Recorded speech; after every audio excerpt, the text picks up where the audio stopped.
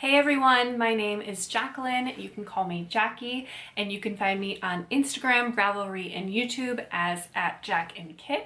The Jack stands for me, of course, and the Kit stands for my cat Katie, who is my all-time favorite cozy companion. I can't craft without her. So, welcome to my channel. I have wanted to create a YouTube channel for years at this point. I'm a lifelong creative. I got really into YouTube when makeup YouTube was a big deal in 2016, and I've avidly watched YouTubers since then. Recently, within the past year, I actually learned how to knit and most of my sewing skills from YouTube. So I am just immensely grateful for this platform, and I love the knitting podcasts and the sewing podcasts that I'm listening to and that I'm watching and learning from. And so my goal in this space is just that it would be a place where we could hang out, where we could share what we're making, and we could just encourage each other along the way as we build these skills and create beautiful things for our families and for ourselves. So welcome. I think today what I'm going to do is start with some finished objects. Then I'm going to go into some of my different whips, my works in progress, and yeah, just go from there and see where that takes us. Okay, so this is my first finished object. This is actually my very first sweater. So this is a pattern by Lincoln Newman, and it is a circular yoke construction, bottom up, and it's color work. Some sections are 3-stranded color work, most are 2-stranded color work, and you can see it's quite long. I'll insert some footage of me trying this on and wearing it. I also have my little label in here that says Jacqueline Merrifield. You can see some of the inside here, some of the inside color work. I also decided to make this into a mock neck. The pattern calls for just a simple crew neck, but I tried it on and loved the idea of a mock neck, so I decided to do that. My original plan for this sweater was actually to use purple instead of the pink, but when I turned it into a black and white photo, which is a tip I actually learned on YouTube, I turned it into black and white photo to see how deep the contrast was, and the green and the purple were so close together that I was afraid it was just gonna muddy into one color. So I actually ended up changing to the pink, and I absolutely love it. This just, to me, reminds me of like a sugar plum fairy dream. Like, it's so happy. This is actually a dark green, and then the blue is almost like a cotton candy color. It's like a marled pink and blue, which I love, and together I just think that it's so beautiful. To me, it just feels so heritage quality, so heirloom quality, and so I'm really excited of the idea that this would stay in my family for a really long time. I also loved this yarn. This is Ice-Tex Let Lopey yarn. It's an Aran weight. I might add some details on the screen about it, but what's cool about it is the texture. It's unlike anything I've ever felt. It has these really long fibers and then also these really short fibers, which I read online that the long fibers for these Icelandic sheep are to like ward off weather, and then the short fibers keep them warm, which is just, it's so cool because I felt like, honestly, that this was, you know how like in restaurants it's like farm to table? To me, this felt like just an experience of like, I feel like I am getting to know these sheep while I'm knitting this sweater, and it just felt so unique and so special. Also this this lighter color, I believe, isn't dyed, and it smelled so sheepy. And at first I thought that was gonna turn me off a little bit, but every single time I was knitting with it, the smell and the texture, I just felt like I was with the sheep, and it just felt so special and unique. I absolutely loved it. I cannot wait to use this yarn again. So yeah, I'm very excited. This is just so warm. Every time I've worn this, I haven't worn a jacket outside in Wisconsin. I love that about it. I will say this Let Lopey yarn, I do have to wear something underneath it as it is pretty scratchy. I don't mind that because that way I don't have to wash my sweaters. I just wash my undershirt. So yeah, I don't mind that part of it at all.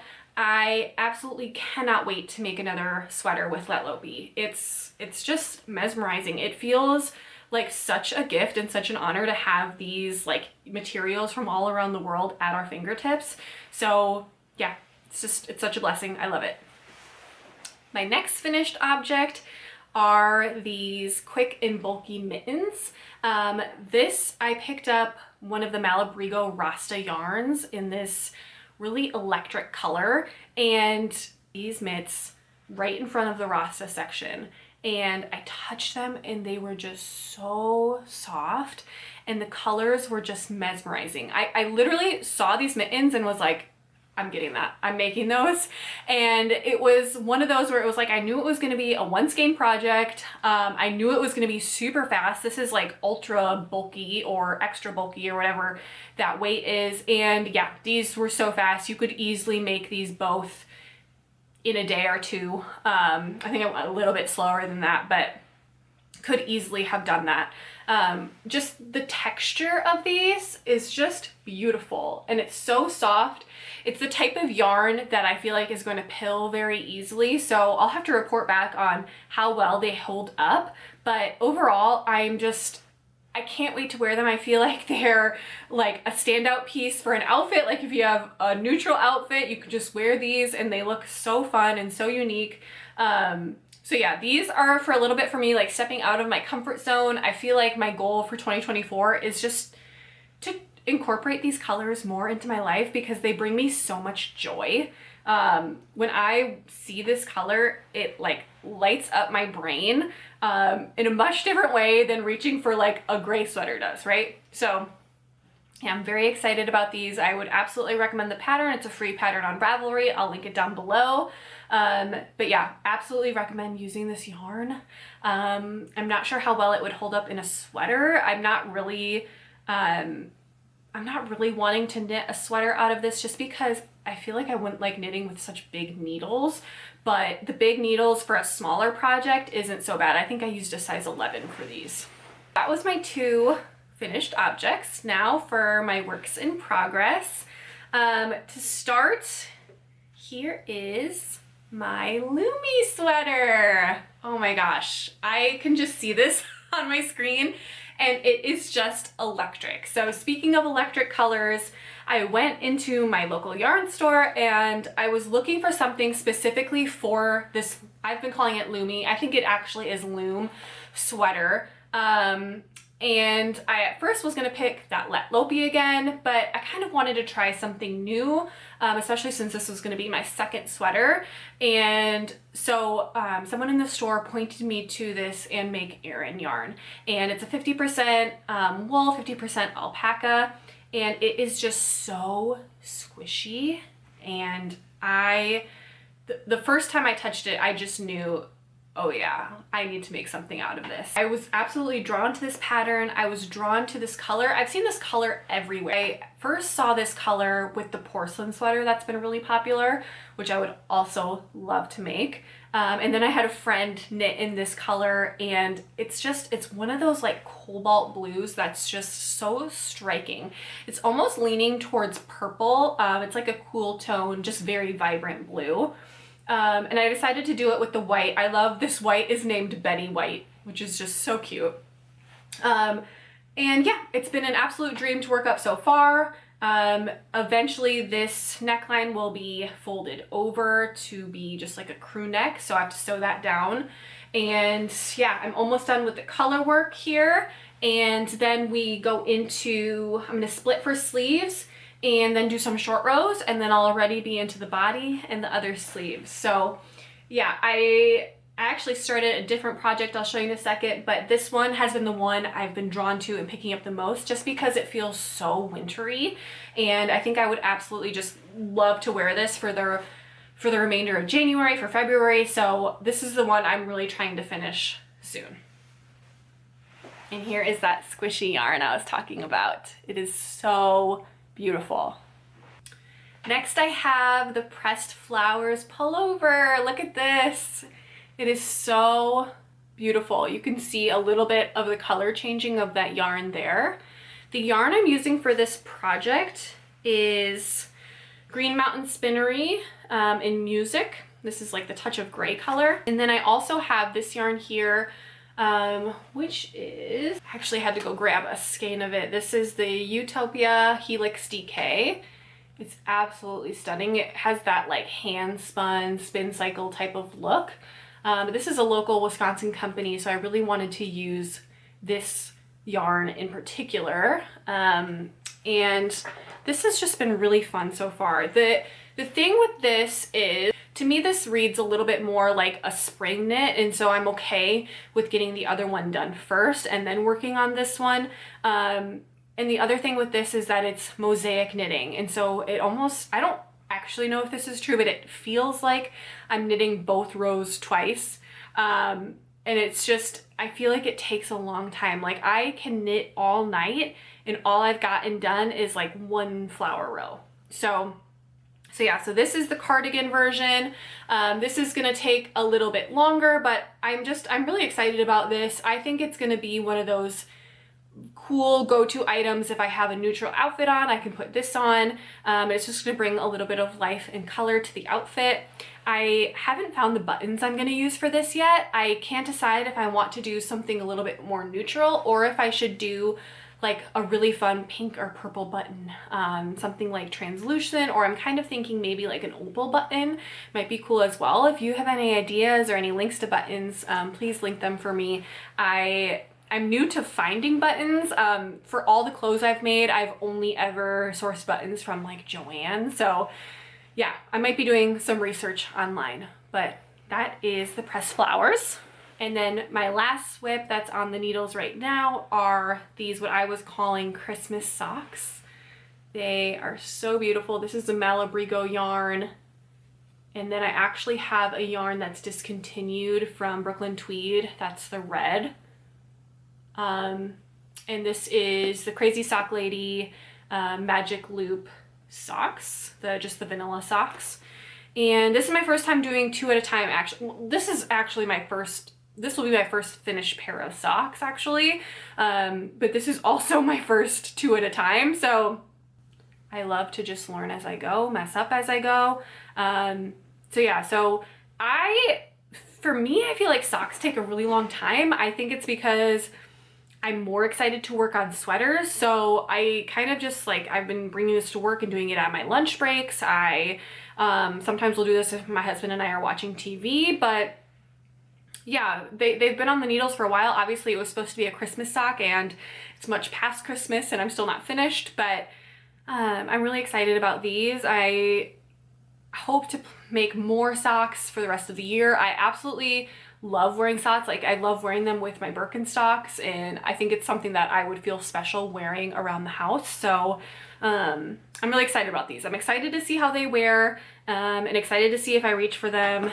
And if not, it's just, if I don't, it's not worth it to me because of how long they take. I'm actually really surprised. It's like such a small object, but just with the magic loop, it feels like it takes a while. So let me know if you have any tips and tricks for going faster with socks, because I feel like it takes a while. Not sure. So now for sewing, I have one whip I was gonna share. This one is the Quilty Effect. I'll have to maybe back up and show it to you. It's so beautiful. Yeah, you can see the, I'm like back here. You can see the first 2 squares here. So this is actually going to be a wall hanging that I'm gonna have in my dining room. And it is gonna be going to the long armor. I was kind of thinking about whether or not I was gonna just straight stitch it myself. And I've decided, since it's gonna be going in my dining room and I'm gonna be looking at it every day, that I'd like it to go to the long armor. So I still haven't decided what quilt pattern I'm gonna do on it yet. So yeah, if anybody has any ideas, please send them my way. I need to look at the pantograms and see what I think, but I'm really excited to have this finished. Ever since we've moved in, for some reason I've had nothing on the wall next to my dining table. It's just been this big white wall ever since we moved in. So I'm very excited to have this there. When I first saw this pattern released last year, I knew it was perfect for going there. I have these beautiful like red maroon chairs in my living room, and I wanted it to pull off of that. And I also like that this pattern I felt like could go between seasons and still look like it matched my house. I'm also trying to incorporate a little bit more blues into my house. So yeah, I felt like this was like a strong geometric pattern. I liked that it was a little bit mid-century, and some of the furniture that I have in my house is mid-century. So yeah, it's like that perfect mix of mid-century mixed with modern, mixed with quilt stars, which are my ultimate favorite. So I'm excited to see how that works up. I'm gonna get this to the long armor, and then I am going to be hand doing the binding. So I'm sure I'll update you when it comes back quilted, and then we can work on doing the binding. My last sewing whip that I'm working on for right now is this stars. What is this called? I was gonna call it a stars quilt. I can't remember the actual name of this pattern. I'll put it up on the screen. But this is with the Reading Nook from Sarah Watts. This was a Ruby Star collection that came out last year, and I waited for this to drop. I checked my email a million times, and I just knew that I would love it because this collection has tons of cats. It has tons of teas. It has tons of books. It is just like, when I thought about, I want a reading quilt, I wanted this. I wanted the vibrancy, the books, the tea, and the cats. So, so yeah, I just have to finish piecing this. I have to take some other pictures to show you of it. I have a few more rows to add of piecing this. And then coming in the mail, I actually have some beautiful linen fabrics coming to make a couple of garments for my trip to Mexico next month. I'm so excited. I think I'm gonna be ending up doing a dress and then a button-up. The two fabrics that I have are just electric, and they bring me so much joy. One is like a very deep magenta, and the other is like a lime green. I was just feeling like I wanted to be vibrant and bright, and so we'll see if I'm scared of wearing those colors or if I'm still excited by the time I'm making them, but you can look forward to seeing that next episode, as I'm probably going to receive those fabrics and get to cutting and get to sewing. So thank you so much. I hope you guys have a great rest of your week, and I'll see you soon.